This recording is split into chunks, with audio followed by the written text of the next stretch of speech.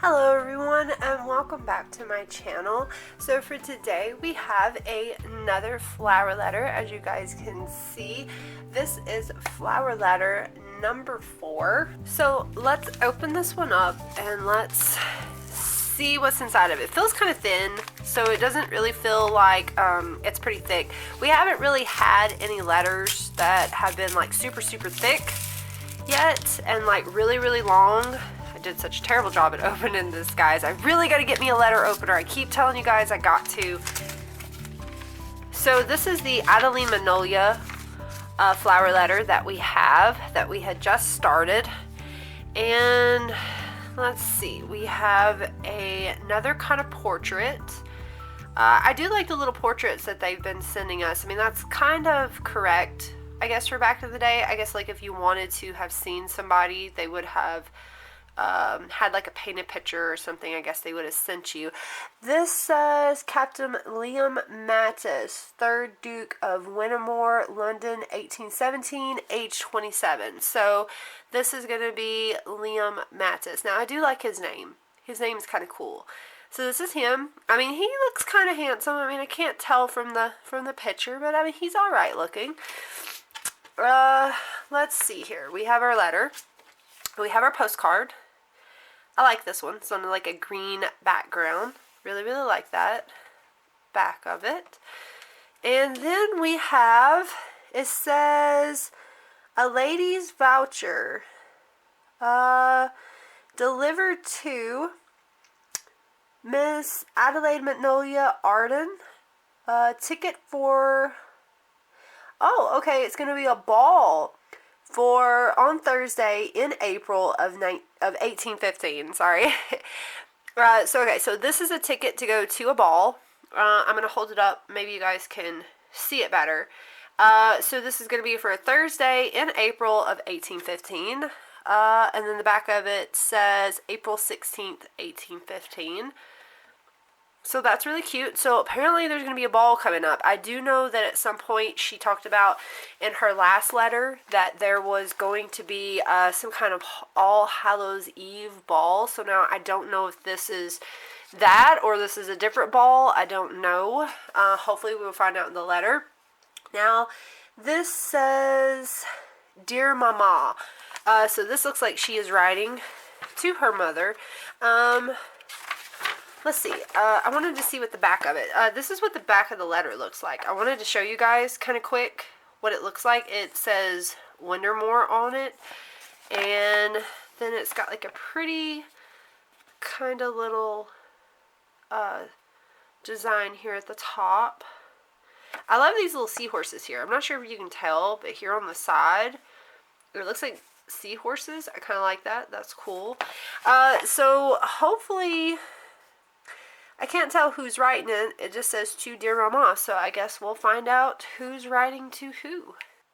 July 23rd, 1817. Dear Mama, I received your letter and I am very pleased you decided to take care of the Winter Castle renovations. Do not worry about the expense. It does my heart a great deal of good to think of you there in your element. I can see you now, up to your elbows in wallpaper paste and plaster, yet somehow looking as graceful and elegant as a queen.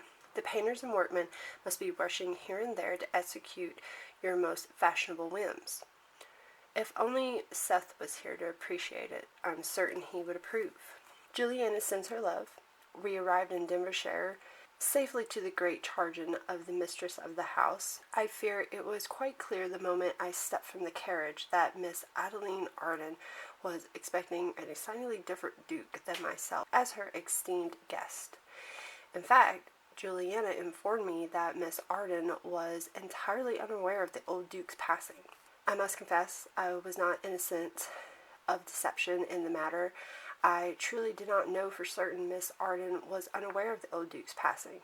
However, when Juliana told me Miss Arden had no objection whatsoever to my coming, and that she looked forward to seeing the old duke again, I suspected she had not read about it in the papers. After all, why would Miss Arden, who hasn't been heard of or seen venturing into society for nearly 2 years now, invite a gentleman she hardly knew to trespass upon her solitude. I'm hardly ashamed to admit I did nothing to enlighten the lady before arriving in Denver, nor did I write and formally introduce myself as the old Duke's successor. I even discouraged Juliana from doing so. The truth is, Mama, I feared if Miss Arden knew I was not the old Duke, she would not agree to my accompanying Juliana. It was wrong of me, I know, but perhaps you will not scold me too harshly in your next letter if I tell you the real reason for not informing her. You see, I have been pondering over the fate of Miss Adelaide Arden since before she left society, since Chappie and I had to leave to Winterpool. In fact, I've been wondering about her because, to be perfectly forward with you, I've been quite taken with the lady since I met her. Due to your connections with her excellent grandmother, my path crossed hers in London during Miss Arden's season in April of 1815. She was a herald diamond of the first water, if ever there was one. I was a mere captain in Wellington's army, and while a favorite of the Duke, I had nothing else to recommend me. I first saw Miss Arden play the piano at a musical gathering. I was so enchanted, I risked impertinence and continued to have myself properly introduced to her at Almack's a few evenings later. I had no business approaching the likes of Miss Arden, but Mama, how could I not? If you had seen her play the piano, you would understand. I have never seen one play with such eternal ease, such utter abundance. It was as if playing opened a window to her soul for all to behold. And lo, what a beautiful soul. We danced a waltz, and I was certain it was Miss Arden, and not the scandal of dancing a waltz that made the whole assembly room stare. She danced almost as well as she played, and that was the end of it for me. As far as I was concerned, there wasn't a lovelier, more adorable creature in all of England. In fact, I stole her lady's pass for Almack's that night just to mark the occasion of the day. I met the woman I hoped someday to woo and wed. The tragedy is I never saw her again after that. Despite my very best efforts, it would seem I had not made the same impression upon Miss Arden as she had upon me. You see, the lady somewhat managed to never be at home when I called. After several attempts, it became clear she was dodging me. Not that it mattered, Chappie and I were called to fight to Winterlow a fortnight later, and yet I have never been able to forget Miss Arden. I hoped by some miracle I would see her again, if I survived Winterlow.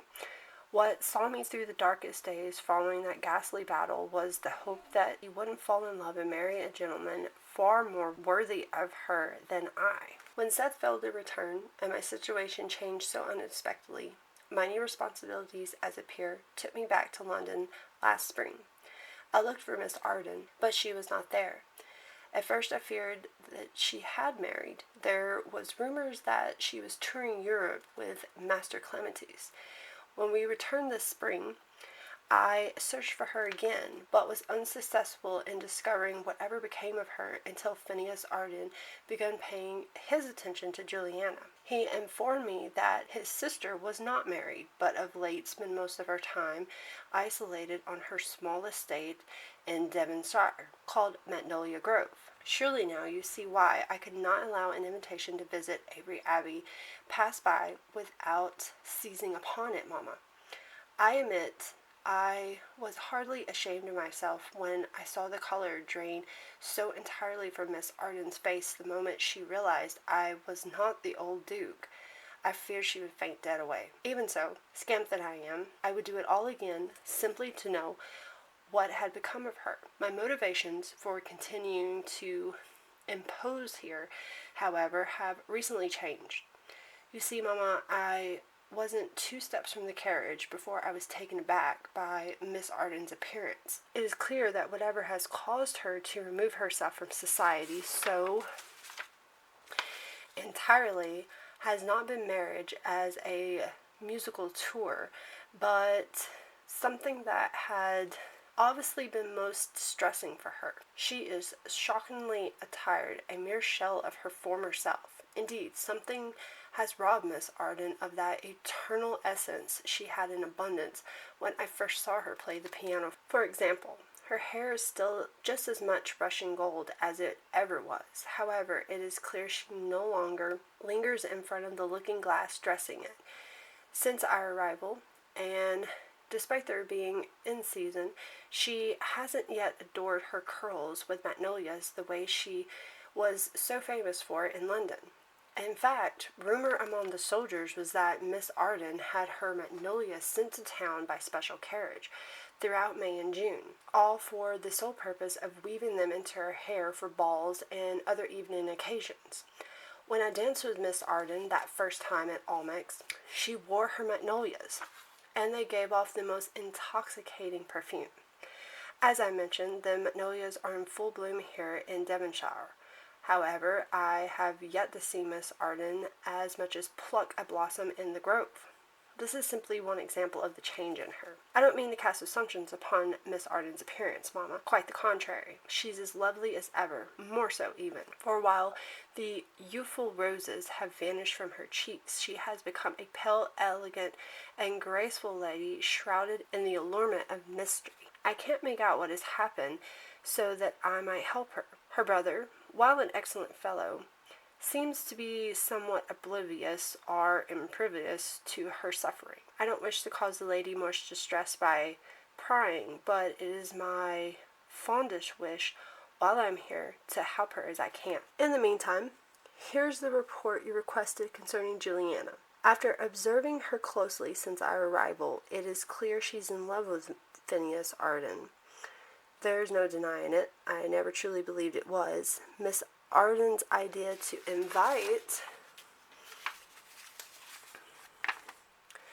Juliana to town for a visit. We both saw Phineas Arden's attentiveness to her in London, but the longer we hear, the more certain I am that he and not his sister continued the whole affair.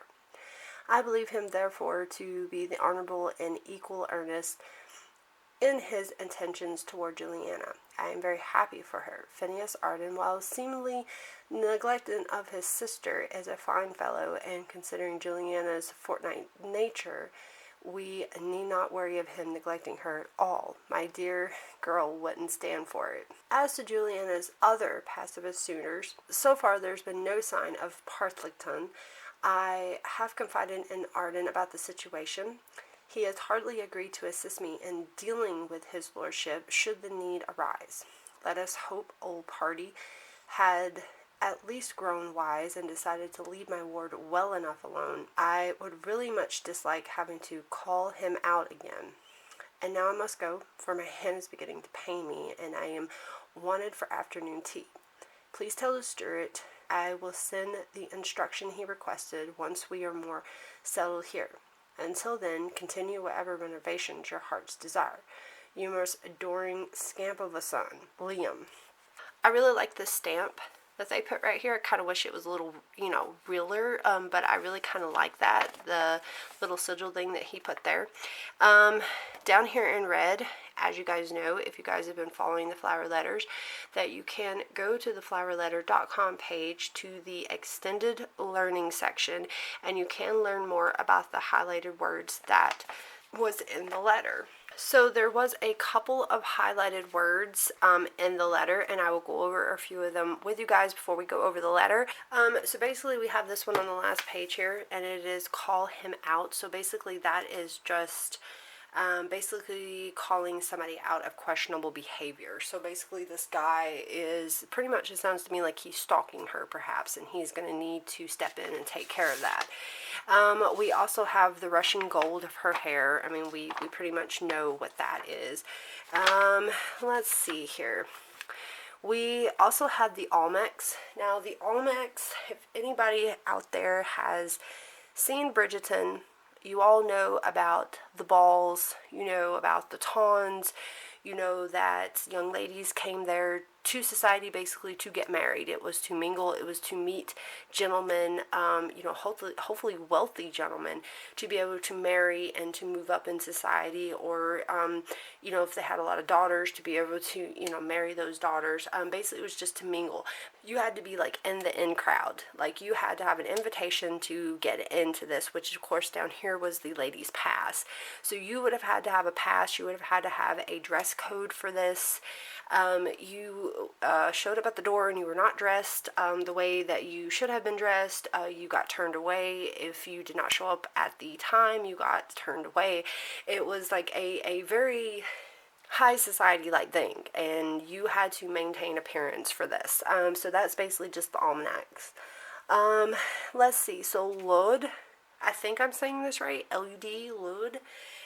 It is just basically an explanation of surprise, basically. I've never heard of it, but it's pretty cool.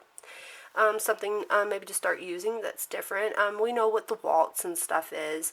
I think basically that was all that was in it. I would love to get more into like the ball and stuff, but that's like something entirely different and a whole separate situation.